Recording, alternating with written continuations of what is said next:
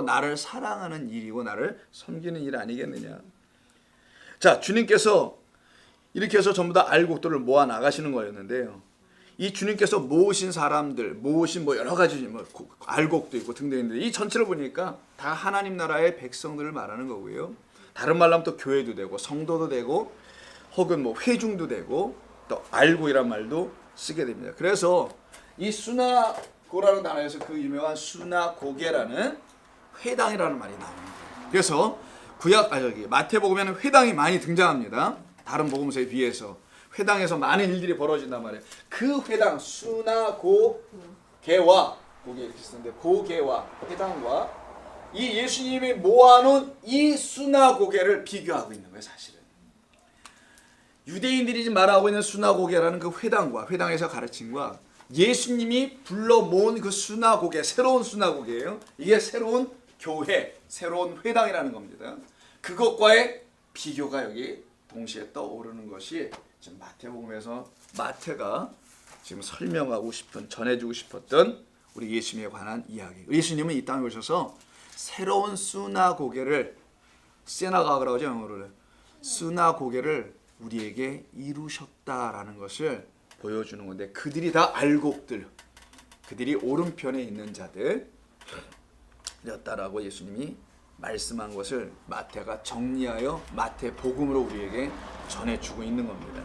자, 그럼 예수님께서 3절에요. 오늘 본문에서 3절에 예수께서 비유로 여러 가지를 그들에게 말씀하셨다고 하죠. 2절에서 중요한 건 모여들다라는 말이었고 3절에서 중요한 건 뭐겠어요, 여러분? 비유라는 단어겠죠. 비유. 자, 이 비유라는 말은 쓰시게 되는데 아까도 한번 제가 말씀을 드렸나요? 이 비유라는 단어가 13장 1절이 오기 전에는 한 번도 등장하지 않고요. 여기서 처음으로 나온 거예요. 마태복음은. 이 의미가 있습니다. 여기서만 처음으로 비유라는 단어 나오게 됐습니다. 자, 파라볼레라고 하는데 헬라어로는 파라와 볼레가 만난 거예요. 그래서 파라볼레라고 하는데 파라하고 발로. 자, 파라하고 발로라는 게 있어요. 이 두 가지가 합성되는 겁니다. 자, 파라는 옆에다, beside라는 뜻이 있어요. 그 다음에 발로는 cast라는 뜻이 있습니다. 아니면 set, 세우다라는 뜻도 있어요. 던지다도 있지만 이렇게 던지는 것도 있지만 cast, 이렇게 던지는 거, set, 뭐를 세우다도 있어요. 옆에다가 세워두다, 옆에다 던져놓다, 옆에다가 앉혀놓다, 여러 가지 의미가 이 안에 좀 담겨 있습니다. 그래서 파라볼레가 그런 뜻이라는 거. 자, 그럼 파라볼레, 이 비유라는 단어, 이 말이 마태복음에서 처음으로 쓰인 것이 여기라고 그랬죠. 13장에 2절임, 3절인가? 3절입니다. 이 비유라는 말이 13장에서만 무려 아까 7, 10, 11 중에서 여기에 해당되는 12번이 나와요. 이거는 13장에서 12번이 무려 나오게 됩니다. 13장은 가히 하늘나라의 비유의 장인 것이 그래서 분명할 수밖에 없죠. 비유 이렇게 많이 나온다는 거예요. 그리고 이 13장 이후에 마태복음에는 3개의 비유가 더 나와요. 이 비유라는 단어 자체, 여러분 혼동할까 봐. 이 비유라는 단어 자체는 13장에 12회가 나온다는 거예요. 근데 마태복음 전체에서 비유가 있을 거 아니에요. 비유 1, 비유 2 이런 첫 번째 비유, 두 번째 비유. 비유 1이 아까 10분의 1 비유잖아요. 겨자씨의 비유 이렇게 쭉 나가지 않습니까? 자, 이 비유가 총 몇 개냐? 마태복음 13장에는 7개라 그랬죠. 그리고 13장을 넘어 14장부터 28장까지가 있단 말이에요. 여기에 3개가 더 있어요. 그래서 10개가 돼요, 또 이 비유가. 그러니까 마태는 7과 10과 11이라는 숫자를 다 활용하면서 유대인들이 알아듣기 쉽게 뭔가를 접목시키고 있다는 것을 우리가 볼 수 있어요. 유대인들이 쉽게 알아들을 수 있는 7이라는 수, 7째 날, 첫째 날, 둘째 날, 그걸로 이해할 수 있겠죠. 7 언약, 10 언약, 10계명도 있고요. 12 아들, 이런 개념, 이런 것들을 다 총동원하여서 예수님께서 비유를 이거밖에 안 했어요? 누가복음 가보세요. 더 많아요. 무지하게 많습니다. 누가복음 거의 비유의 책인 것 같은 정도로 굉장히 비유가 많거든요. 근데 마태복음에서 딱 이렇게 골라내더라는 거예요. 여기 7개와 나머지 세 개로 딱 구분해 놓다라는 것이죠. 자, 그러면은 나머지 세 개가 어디 있느냐? 15장 15절 보세요.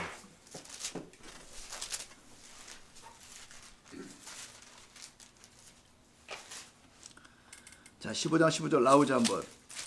자, 좀 넘어갑니다. 21장 33절. 시간상 그냥 넘어갈게요. 21장 33절. 소위 그 유명한 포도원의 비유예요. 포도원을 다 쳐놨는데 그 주인이 새를 주고 떠났는데 그 새를 거들어 들어오니까 추수대에서 보니까 막 죽여 뭐 이런 얘기죠. 아들까지 다 죽여버리는 이야기. 바로 포도원은 이사야 5장에 있는 것처럼 포도원의 노래인 여호와의 포도원, 성전을 말하는 겁니다. 자, 그 포도원의 비유가 나오고요. 마지막은 24장 32절 무화과 나무의 비유가 있어요. 24장 32절 한번 보실까요? 무화과 나무의 비유를 배우라. 가지가 연하여지고 잎사귀를 내며 여름이 가까운 줄을 아나니 이와 같이 너희도 이 모든 일을 보고도 인자가 가까이 곧 눈앞에 이른 줄을 알라. 여러분, 무화과 열매가 여름에 맺히는 거 아시죠? 이 먹을 만할 때는 뭐 맺히는 거 뭐 봄부터 이렇게 익어가고 커져가겠지만 따먹을 때쯤은 뭐 8월쯤이나 익어갈 겁니다. 바로 여름, 열매 추수할 때라는 거예요. 지금 추수는 심판과 관계 있습니다. 심판이라면 여러분 뭐 우주 종말적 심판, 뭐 지팡이로 후려치는 심판 이런 거 아니고 예수님의 심판은 구분해내는 거예요. 당신의 백성을 어둠에서 비진리에서 사탄의 영역에서 뭐 등등해서 끌어내는 걸 심판이라고 하는 것이지 그냥 뭐 후려쳐서 심판하면 어떻게 할 거예요. 그걸 다.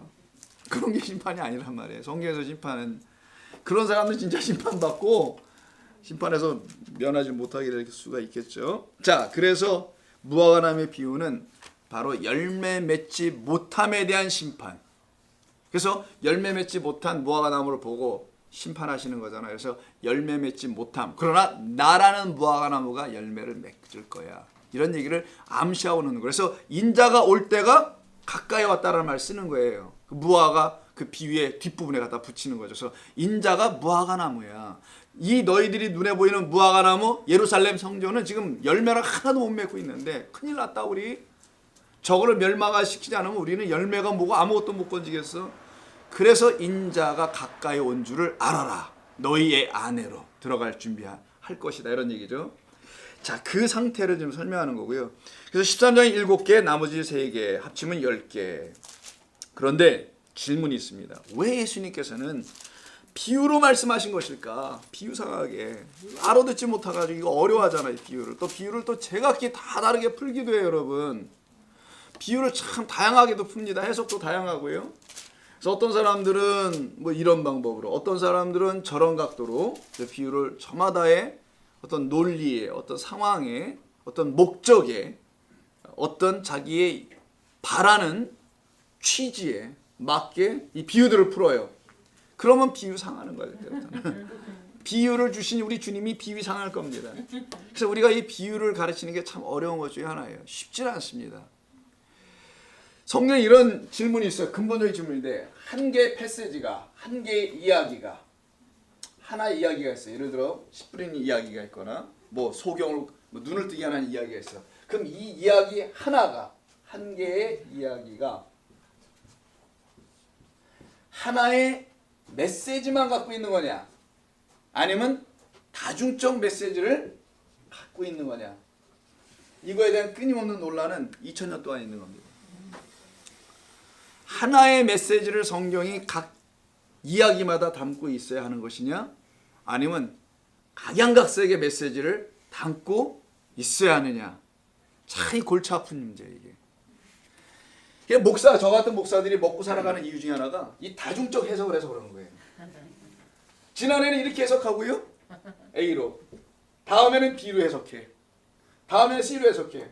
놀라운 사실은 성도들이 못 알아듣고 듣고 있었다는 사실이에요.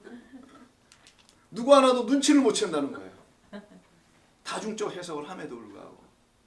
그러면 성경이 우리 주님께서 어떤 메시지를 줄 때는 어떤 상황과 맥락과 문맥과 환경 속에서 분명히 주신 것이고 어떤 것을 향하여 주신 것이지, 그렇지 않겠습니까? 그런데 이걸 다중적 해석이 가능한가? 왜 다중적 해석이 나오는가? 이 자체는 다중적 주제를 갖고 있지 않은데 이걸 바라보는 눈들이 제각기 달라서 다중적 해석이 나오는 것뿐입니다. 그러면 문제가 진짜 또 터져요. 어느 놈것이 맞는 거야 이거? 누구의 해석이 온전한 거야? 이 참 어려운 문제들을 하는 거예요. 이걸 해석의 문제라고 합니다. 그래서 해석학이라는 아주 어려운 학문이 이제 등장을 하게 되는 건데, 자, 해석의 문제로 들어가게 돼요. 거기까지 우리가 다룰 부분은 아닙니다만은 저는 여러분에 이렇게 말씀드리고 싶은 거예요. 이 이야기는, 이 비유의 이야기를 하나님께서, 주님께서 말씀하셔서 이 비유를 우리에게 주시는 것은 비유마다 갖고 있는 지향이 있을 겁니다. 지향점이 있고 말씀하려고 하는 주제가 분명히 있어요. 그것을 알아보려고 애를 써서 A라는 걸 발견했어요. 예를 들어 발견했는데 그 발견하는 자가 아무 생각 없이 발견을 해야 해. 지금 우리 교인들의 상태는 어떻지? 이 본문이 딱 맞을 거야. 자, 이런 식을 가지고 성경을 읽어나가기 시작하면은 그 비유는 그 읽는 독자의 입맛에 의해서 바뀌어져 해석이 될 거라는 거예요.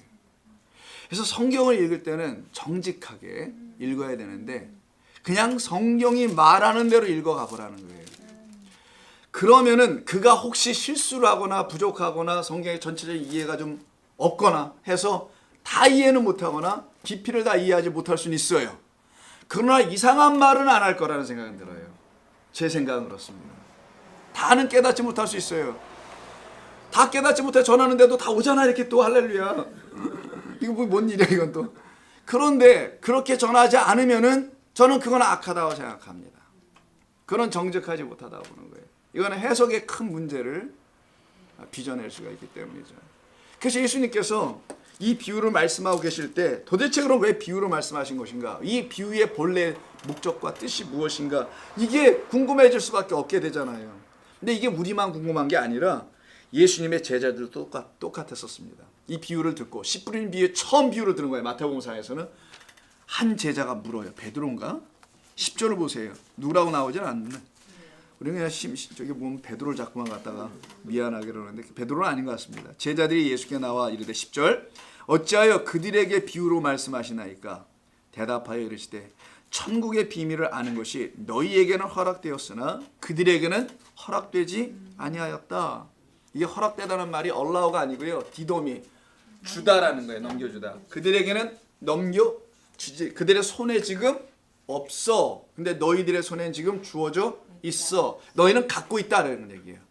단순히 허락되다는 말이 아니고. 그런데 이 성경에는 네. 저희에게 비유로 말씀하시니까라고 물어보고 대답하였을 때 너희에게는 허락되었으나 이렇게 했거든요. 이 성경이 잘못된 건지. 너희에게는 허락되었으나. 저희에게 비유로 말씀하시니까 하고 네. 대답하여 비밀을 아는 것이 너희에게 허락되었으니 저희라는 말을 저희는 그들이죠. 여기서는 저희는 예, 그들 복수로 them인데 그들이란 말로 아마 저희들이라고 했던 것 같아 보입니다. 한국말에 뭐 두 단어가 다 있으니까 저희가 나일 수도 있고 저희들 수도 있고 아직은 모르죠. 그러니까 제자들이라는 그룹은 여기서 지금 완전히 그 제자 된 건 아니란 말이에요. 성령이 아직 오지 않으셨기 때문에 그들에게. 그래서 그러나 훗날에 내 제자들에게는 이 말씀이 깨달아 알려지게 될 것이나 그 안에 들어오지 못한 저희들 그들에게는 알려지지 않을 것이다라는 걸 지금 말하는 것이지 이 듣고 있는 제자들도 깨닫고 있다라는 걸 말하는 것은 아닙니다. 만약 깨달았으면 이런 일이 있을 수가 없어요. 십자가까지 가는 일조차도. 근데 못 깨달아 들을 수밖에 없는 거예요. 예수님의 제자 중에 단 하나로 이걸 제대로 깨달았으면 안 된단 말이에요. 할 수도 없고. 자, 그래서 이렇게 나눠지는 이야기가 왜 그들에게 비유로 하십니까? 라고 묻는 거라고요, 지금요. 자, 예수님의 대답이 11절에서 천국의 비밀을 너희에게는 허락, 넘겨져 있으나 그들에게는 넘겨지지 않다라는 겁니다. 자, 이때 너희들이라는 사람의 대상이 분명히 언급되어 있고 그들이라는 사람이 또 언급이 되어 있다는 거예요. 자, 이게 나눠져 있다는 겁니다. 이 도대체 왜 이렇게 말씀하신가? 이 천국의 비밀이란 말이 나오죠. 이 비밀이면 secret인데 이 secret이 아니고요. mysterium이라는 단어인데 이게 영어로는 뭐 mystery라고 번역할 겁니다. 근데 이것도 mystery라고 하기도 좀 그래요. 우리가 mystery 이런 걸 많이 봤으니까 그런 것이라기보다는 이 무스테리온이라는 단어는 감추어져 있는 것이라는 뜻이에요. 본래가 보이지 않고 감추어져 있는 것, 뭐 베일에 쌓여 있다 우리 뭐 그런 표현도 하잖아요. 자, 무슨 말이냐? 하늘의 나라, 하늘들의 나라, 하늘나라는 그 나라라는 것은 사실 사람들에게는 너무나 생소한 말입니다. 여러분 그렇지 않아요? 이게 생소해야 맞지. 이게 익숙하는 게 어디 있어요?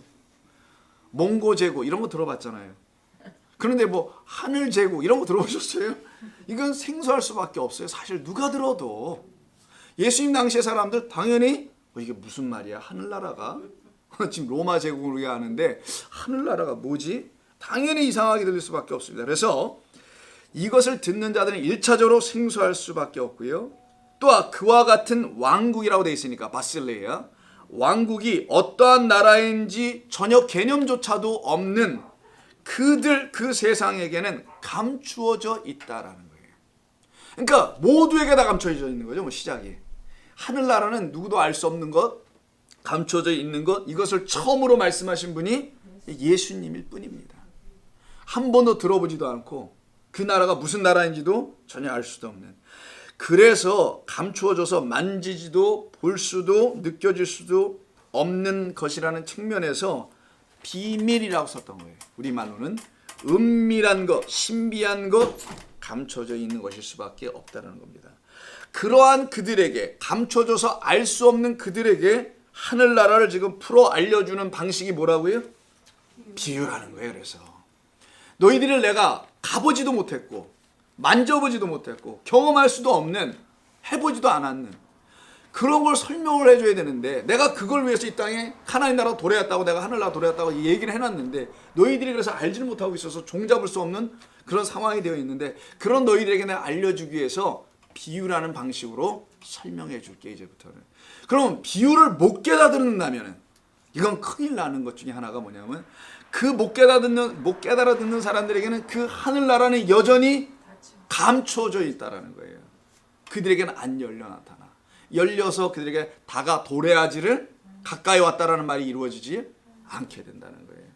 그래서 비유는, 특별히 하나님 나라의 하늘나라에 대한 비유는 집중적으로 말씀하신 이유가 거기에 있어서, 이 중에 하나만 걸려들어라 너희들, 이런 의미 아닐까요? 하나만 깨달아 알아들어도 너희는 하늘나라가 뭔지를 알게 될 거야. 그래서 7개를만 집중적으로 7방을 맞는 거예요 지금. 자, 그런 상황입니다. 그래서 비유라는 방식으로 설명. 그래서 13장 13절에서 그들이 보지도 못하고 듣지도 못하고 깨닫지 못할 것이 있기 때문이라고 지금 말씀하는 거잖아요. 그러나 그 비유의 뜻이 무엇인지를 알게 되어서 그 비유의 뜻대로 하늘의 나라를 알게 되면, 그래서 뜻을 알아야 된다고 그러지 않습니까? 알게 되면 보고 듣고 깨달을 수 있게 된다는 말인 거예요. 무엇을? 하늘나라를. 하늘나라의 그 실제 리얼리티를 너희들은 드디어 알게 될 것이다. 그래서 마태복음 13장 16절을 보세요. 그러나 너희는, 이렇게 되잖아요. 그러나 너희 눈은 봄으로 너희 귀는 들음으로 복이 있도다. 이 그들이 뭘 보고 뭘 들어요? 하늘나라 아직 안 보입니다. 누구를 봐요 지금? 그렇지, 예수를 보고 너희는 나를 보고 나의 말을 지금 들음으로 복이 있도다라고 한 거예요. 자, 그러니 하늘나라의 주체가 나오기 시작하는 겁니다. 이 말씀은, 하늘나라는 뜬구름 잡는 어디 공간에 있는 어떤 나라가 아니라, 예수 그리스도가 내 안에 도래하는 것을 하늘나라가 내 안에 임하였다라고 하는 거구나. 이걸 가르치고 싶었던 거예요. 여기서부터 이해를 하면 비유는 이해가 될 거라는 거죠. 그래서 예수님이 그들이 다 알아들을 수 있도록, 그러나 너희 눈은 봄으로, 그들이 지금 뭘 봐요? 하늘나라 안 보인단 말이에요. 하늘나라 여기 있다 저기 있다 쫓아다니지 말라. 너희 안으로 들어올 건데 너희 안에 있을 거야 라고 가르치잖아요. 누가복음에서는. 그러기 때문에 예수님이라는 것을 우리가 직감할 수 있는 것이, 너희는 볼 거야, 너희는 들을 거야. 바로 보여주고 눈으로 들려주는, 말씀으로 들려주는 그분 예수 그리스도가 그들에게 하늘나라가 되어 들어올 거라는 겁니다. 조금 더 갈게요. 왜 그가 예수 그리스도가 하늘나라인지. 13장 34절 뒤쪽으로 넘어가 보세요. 뒤에서 또 한 번 이 문제를 갖고 얘기하세요. 34절부터 이하 보면 예수께서 이 모든 것을 우리에게 비유로 다 말씀하시고, 비유가 아니면 아무것도 말씀하지 않으셨다고 해요. 왜? 비유라는 방식이 아니면